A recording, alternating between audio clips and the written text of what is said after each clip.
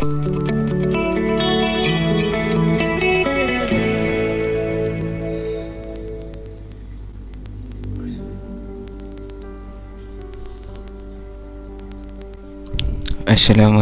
warahmatullahi taala wabarakatuh. Halo teman-teman sekalian, ketemu lagi bersama saya Adi Munir. Pada kesempatan kali ini saya iseng ingin membahas mengenai ada cerita begini. Saya ceritanya tadi itu nonton YouTube sidangnya Habib Rizik. Terus di kolom komentar itu saya baca ada yang berkomentar begini.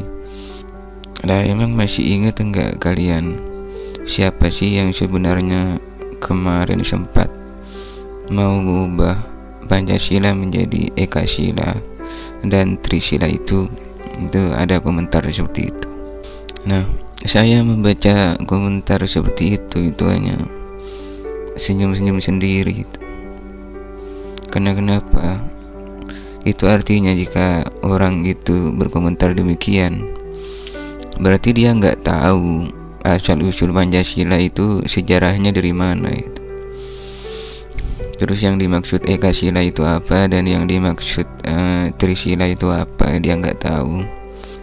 Padahal dalam sejarahnya oleh Soekarno itu, dalam gagasan Soekarno itu dikatakan bahwa Pancasila itu adalah penjabaran dari Trisila, dan Trisila itu adalah penjabaran dari Ekasila. Kemudian apa itu Pancasila, kemudian Trisila dan Ekasila? Saya akan memulainya dari apa sih yang dimaksud Ekasila oleh Soekarno itu. Isi dari Ekasila yang digagas oleh Soekarno itu adalah gotong royong. Jadi isinya itu adalah gotong royong. Kalau kita lihat dalam gotong royong itu ya semuanya ada poin-poin Pancasila itu ada dalam budaya gotong royong masyarakat kita. Misalnya ketuhanan yang Maha Esa.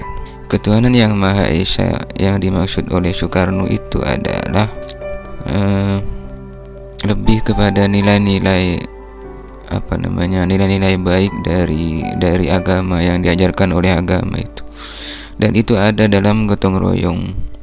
Misalnya dalam budaya gotong royong itu ada nilai keikhlasan, kesukarelaan, kemudian saling membantu, saling tolong menolong, saling mengasihi satu sama lain dan lain sebagainya. Itu kan udah nilai-nilai agama, ketuhanan yang Maha Esa, udah itu. Kemudian dalam gotong royong, dalam tradisi gotong royong itu ada kemanusiaan yang adil dan beradab. Coba teman-teman lihat, kalau ada kegiatan gotong royong di kampung teman-teman itu, pasti satu sama lain itu beradab, sopan santun, saling bercanda, bersenda gurau, dan juga berkeadilan. Berkeadilan itu artinya begini. Dalam budaya gotong royong selalu dipertimbangkan masalah peran. Misalnya dalam satu dusun atau kampung itu ada orang-orang yang bisa jadi bisa jadi tukang, ada yang pinter memasak, kemudian ada juga yang bisanya hanya menyumbangkan tenaga. Itu berkeadilan. Artinya dalam budaya gotong royong masyarakat tuh nggak ada itu yang memaksa orang yang nggak bisa jadi tukang itu terus disuruh nokangi, itu nggak ada. Itu namanya berkeadilan, seimbang, kehidupan yang seimbang. Kemudian dalam tradisi gotong royong itu ada nilai-nilai persatuan. Di Pancasila kan sila ketiga itu persatuan Indonesia. Dalam budaya gotong royong masyarakat, nilai utamanya memang persatuan, bersatu untuk membangun bersama-sama itu. Dengan latar belakang yang berbeda-beda. Ada yang berlatar belakang seorang tukang, ada yang tukang masak, ada yang tukang mikir, tukang konsep dan lain sebagainya. Ada yang tukang ngomong, tukang lawak, itu malah ada itu dalam gotong royong masyarakat tuh, ada aja itu yang suka bercanda orangnya, itu bagian. Kemudian dalam budaya gotong royong itu ada nilai sila keempat, yaitu permusyawaratan. Nah, biasanya itu dalam tradisi gotong royong itu, untuk kemudian mereka bisa kerja bareng itu biasanya musyawarah dulu. Ini kapan mau dikerjakan, kemudian bagian-bagiannya siapa aja, yang bagian tukang siapa, yang bagian motong kayu siapa, yang bagian ngangkut tanah liat tuh siapa, bagian ngolah semen siapa, itu biasanya dimusyawarahkan dulu. Dalam gotong royong itu ada nilai-nilai itu. Kemudian dalam gotong royong itu ada nilai sila kelima, yaitu nilai keadilan sosial. Nah, dalam tradisi gotong royong masyarakat kita itu biasanya nggak saling menyingkirkan satu sama lain, atau tidak saling mencela satu sama lain, dan pembagiannya pun seimbang, itu nggak ada yang dipaksakan. Juga dalam budaya gotong royong itu biasanya di kampung itu ada istilahnya, kalau kamu bantu aku, ya aku nanti akan bantu kamu. Dan kalau misalnya siapa saja yang nggak terbiasa ikut bergotong royong, biasanya dia akan disingkirkan dari masyarakat, dan itu adalah perlakuan yang adil.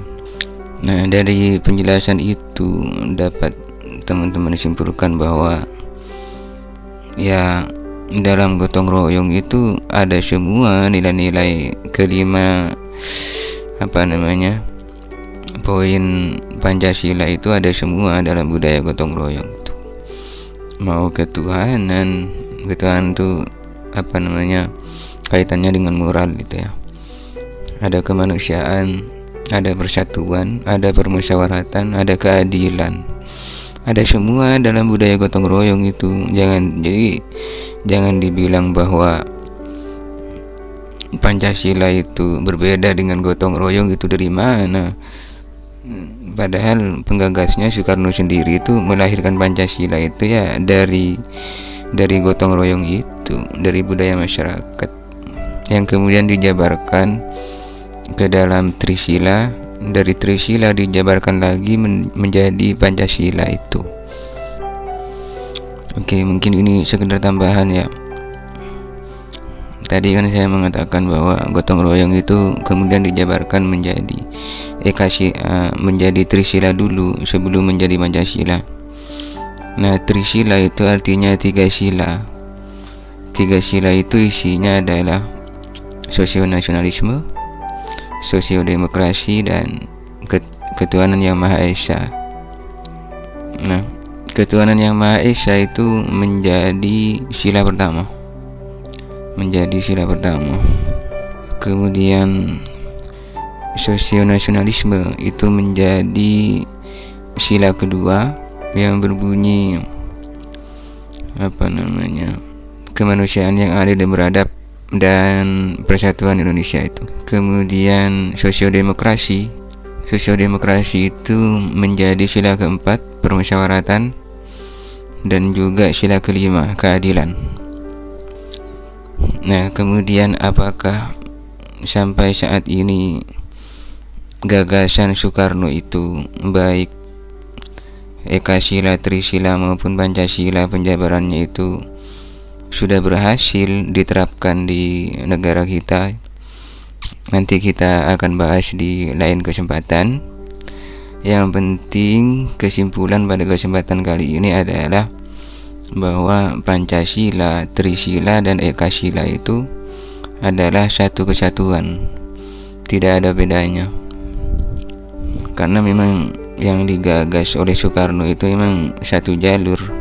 Pancasila itu ada dalam Trisila, Trisila itu ada dalam Ekasila atau gotong royong. Baik, mungkin itu saja pembicaraan saya pada kesempatan kali ini. Kurang lebihnya mohon maaf. Semoga ada pelajaran yang dapat dipetik oleh teman-teman sekalian, biar nggak gampangan emosi mendengar pemerintah mau mengubah Pancasila menjadi Ekasila atau Trisila itu.